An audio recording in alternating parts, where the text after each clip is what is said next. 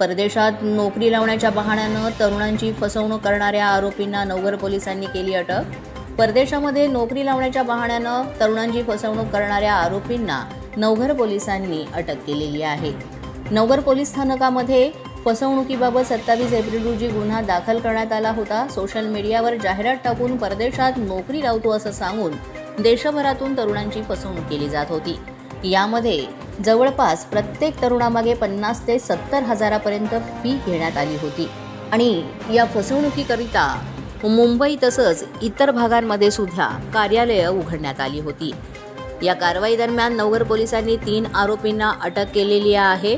यामध्ये 10,20,000 रुपये घेऊन फसवणूक करण्यात आली। त्यामध्ये पोलिसांनी 6,02,000 रुपये जप्त केलेत, 149 पासपोर्ट सुद्धा जप्त केलेत। तसंच या फसवणुकीच्या प्रकरणातील आणखीन चौथा आरोपी हा मालाड कार्यालयातून तरुणांची फसवणूक करत होता। या चौथ्या आरोपीलाही ताब्यात घेण्यात आलेला आहे। या प्रकरणामध्ये आणखीन काही आरोपी सहभागी आहेत का आणि हे प्रकरण आणखीन कुठपर्यंत पोहोचलेलं आहे, यामध्ये कोणाकोणाची फसवणूक झाली याचा पोलीस तपास करीत आहेत। याबाबत नवघर पोलीस स्टेशनला दिनांक 27 एप्रिल 2024 रोजी अपराध क्रमांक 258/24 गुन्हा दाखल आहे। त्यात कलम 419, 420, 465, 471 याप्रमाणे गुन्हा दाखल आहे।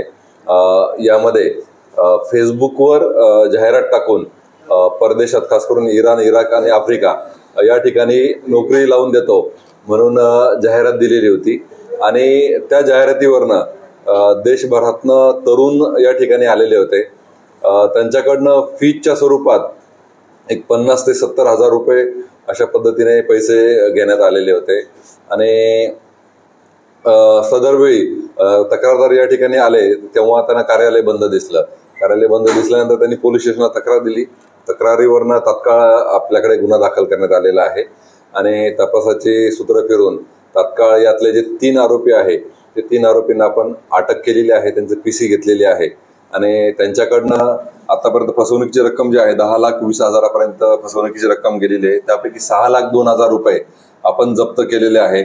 त्याचप्रमाणे 149 पासपोर्ट जे आहे ते आपण या गुन्ह्यामध्ये जप्त केलेले आहे। त्यापैकी 90 पासपोर्ट आपण जे फिर्यादी आणि साक्षीदार आहे त्यांना परतही केलेले आहे। या आरोपींनी आतापर्यंत तपासात जे निष्पन्न झाले, या आरोपींनी दिल्लीला एक कार्यालय उभारलेलं होतं, तिथूनही ते लोकांना इकडे पाठवत होते। त्याचप्रमाणे सेम मोडस जे आहे त्यांनी मालाड पोलीस स्टेशनच्या हद्दीमध्ये सुद्धा एक कार्यालय टाकून त्या ठिकाणी सुद्धा अशा प्रकार करत होते। मालाड पोलीस स्टेशनला गुन्हा दाखल होऊन शुभम तिवारी यातला जो एक चौथा आरोपी आहे तो चौथा आरोपी त्या ठिकाणी अटक केलेला आहे। यामध्ये अजून काही आरोपी आहेत का याचा आपण तपास करत आहोत।